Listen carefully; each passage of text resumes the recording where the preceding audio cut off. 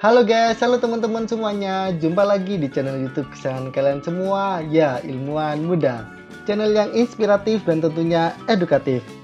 Berbicara tentang jurnal-jurnal penelitian, tentunya teman-teman mahasiswa sudah tidak asing lagi kan? Karena mulai dari tugas kuliah hingga yang lagi mengerjakan skripsi, pasti sudah mendapatkan arahan atau tugas dari dosen untuk mencari jurnal-jurnal. Jurnal-jurnal ini seperti jurnal Sinta ataupun jurnal Scopus ya. Pada video kali ini guys, kita akan khusus membahas seputar salah satu jenis jurnal, yakni seputar jurnal Sinta. Jadi buat kalian yang belum tahu atau penasaran atau ingin tahu secara lebih detail, langsung saja saksikan video yang satu ini, cekidot.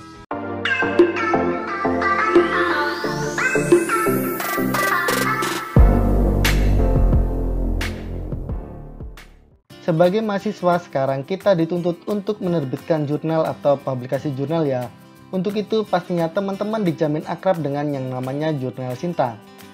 Laman Sinta digunakan untuk menerbitkan jurnal nasional sekaligus mengecek kualitas jurnal nasional tersebut. Laman jurnal Sinta ini sendiri merupakan laman yang digagas oleh Direktur Jenderal Penguatan Riset dan Pengembangan Kementerian Riset Teknologi dan Pendidikan Tinggi Republik Indonesia. Sinta pertama kali digagas di tahun 2016 dan kemudian baru resmi diluncurkan dan diperkenalkan ke publik di tahun 2017 oleh Kemendikbudristek. Sampai saat ini laman Sinta terus berkembang dengan penambahan banyak fitur di dalamnya. Lalu apa sebenarnya yang dimaksud dengan Sinta itu? Kita mulai dengan sebuah pertanyaan, apa itu jurnal Sinta? Sinta atau dikenal dengan jurnal Sinta merupakan kepanjangan dari Science and Technology Index. Sinta adalah sebuah laman atau portal ilmiah daring yang dikelola oleh Kemendikbudristek sehingga menyajikan daftar jurnal nasional terakreditasi. Sinta juga bisa diartikan sebagai sebuah database atau pusat data jurnal nasional terakreditasi, sehingga Sinta bisa dijadikan tujuan bagi pencari referensi berbentuk jurnal nasional dengan kualitas yang sudah diakui oleh Kemendikbudristek. Jurnal-jurnal yang masuk ke dalamnya kemudian menjadi jurnal yang layak untuk dijadikan referensi, dilakukan citasi, dan sejenisnya. Lewat sifat inilah Sinta kemudian bisa menjadi media untuk menunjukkan kekuatan publikasi ilmiah dari sebuah lembaga pendidikan atau perguruan tinggi. Apalagi Sinta sudah terhubung langsung dengan Scopus dan Google Scholar yang menyajikan informasi reputasi jurnal secara internasional. Harapannya dengan fitur seperti ini bisa memudahkan siapa saja mendapatkan jurnal nasional berkualitas. Sinta kemudian juga dilengkapi dengan banyak fitur yang memudahkan dosen atau kita mengetahui proses publikasinya, sekaligus memudahkan pengguna lain untuk menemukan referensi jurnal dengan kualitas sesuai harapan dan kebutuhan. Fitur pertama di jurnal Sinta adalah citation. Citation Sinta merupakan informasi mengenai posisi H-index dalam kurun waktu 1 tahun terakhir di Google Scholar dan Scopus, sehingga H-index di kedua database tersebut akan termuat di reputasi jurnal di Sinta. Kemudian fitur utama yang kedua di dalam laman Sinta adalah networking. Fitur networking di laman Sinta adalah informasi yang menjelaskan semua pihak yang pernah menjadi kerjasama dengan dosen yang menjadi author atau penulis jurnal Sinta, sehingga semua orang bisa tahu jaringan yang dimiliki penulis dan tentunya bisa ikut menentukan kualitas jurnalnya. Sebab jurnal yang memuat hasil penelitian kolaborasi tentu dianggap lebih mumpuni. Fitur berikutnya yang ketiga adalah research output. Fitur research output adalah fitur yang menampilkan semua luaran atau output yang telah dihasilkan, baik dalam bentuk publikasi jurnal, buku ilmiah maupun bentuk lainnya. Kemudian fitur yang keempat adalah score. Fitur score pada Sinta merupakan fitur yang menampilkan indeks keseluruhan publikasi jurnal, mulai dari indeks di Sinta, kemudian di Google Scholar, lalu di Scopus sampai hasil indeks di Inasti. Laman Sinta dirilis dan dipublikasikan kepada masyarakat ilmiah tentu bukan tanpa alasan. Laman jurnal nasional ini sendiri punya sejumlah fungsi yang mendukung peningkatan mutu publikasi di pendidikan tinggi Indonesia.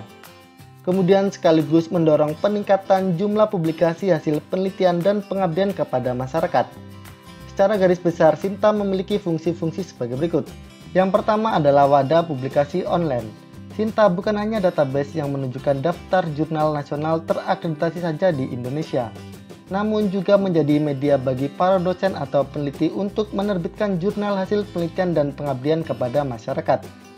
Sinta kemudian berfungsi sebagai wadah untuk mendukung dan menerima publikasi jurnal hasil penelitian dan pengabdian kepada masyarakat tersebut. Sifatnya online dan tentunya memudahkan para dosen mengurus penerbitan jurnal secara mandiri. Sebab setiap dosen yang sudah memiliki akun terverifikasi di Sinta bisa menggunakan fitur menerbitkan jurnal, sehingga jurnal tersebut bisa masuk ke database Sinta dan bisa didaftarkan untuk proses akreditasi di Arjuna. Kemudian fungsi kedua dari jurnal Sinta adalah melakukan penilaian terhadap kinerja jurnal nasional yang sudah dipublikasikan oleh seluruh dosen dan peneliti di Indonesia. Sifatnya yang sudah terhubung dengan Google Scholar dan Scopus, sekaligus sudah ditunjang dengan fitur citation dan juga skor, memungkinkan Sinta melakukan penelusuran hasil publikasi para dosen dan peneliti. Selain itu, Sinta terbagi menjadi beberapa kategori mulai dari Sinta 1 untuk akreditasi tertinggi sampai dengan Sinta 6. Sehingga para dosen dan peneliti bisa mengembangkan diri dengan meningkatkan kualitas publikasi.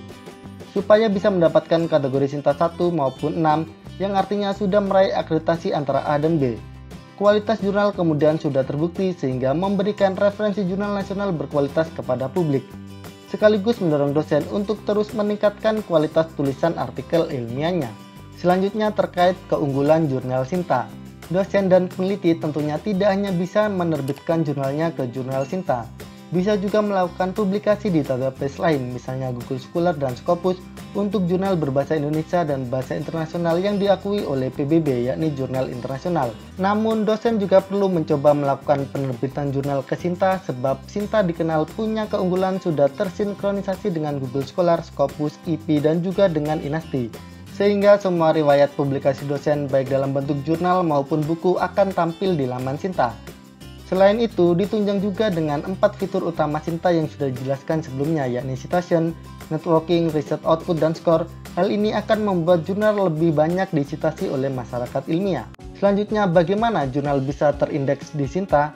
Jurnal yang diterbitkan di jurnal Sinta kemudian bisa masuk ke indeks Sinta itu sendiri. Namun tentunya tidak seketika, sebab sistem Sinta dirancang untuk menilai kinerja jurnal tersebut. Maka setiap dosen perlu berusaha agar jurnal yang diterbitkan di sini minimal bisa masuk kategori Sinta 2 dan akan lebih baik jika masuk Sinta 1. Lalu bagaimana agar jurnal bisa terindeks di Sinta dan masuk ke kategori yang bagus? Ada 5 tahapan yang perlu dilakukan dan dilewati agar sebuah jurnal bisa terindeks di Sinta. Berikut detailnya. Yang pertama adalah jurnal yang akan diterbitkan di Sinta sebaiknya sudah didaftarkan untuk dinilai akreditasinya oleh Arjuna. Dilakukan secara online melalui laman Arjuna. Lalu yang kedua, proses penilaian akreditasi yang dilakukan oleh Subdit Fasilitas Jurnal Ilmiah, Direktorat Pengelolaan Kekayaan Intelektual Kemenristek-Dikti akan menugaskan asesor akreditasi, sehingga bisa dinilai akreditasinya dan jurnal bisa masuk ke kategori mana.